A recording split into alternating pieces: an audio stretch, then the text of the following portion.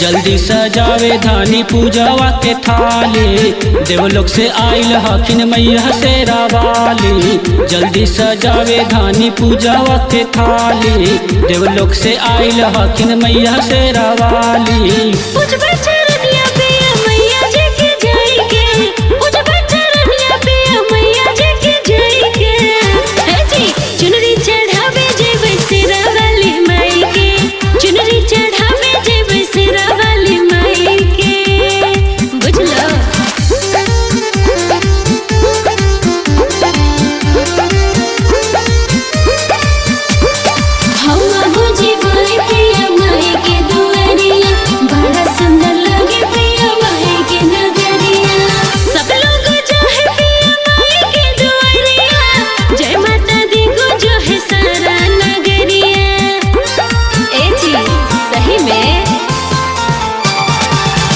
धनी ले आही ओढ़ुल के फुलवा के चल चल, जे घटो हो पूजा के समनवा गे सब धाले।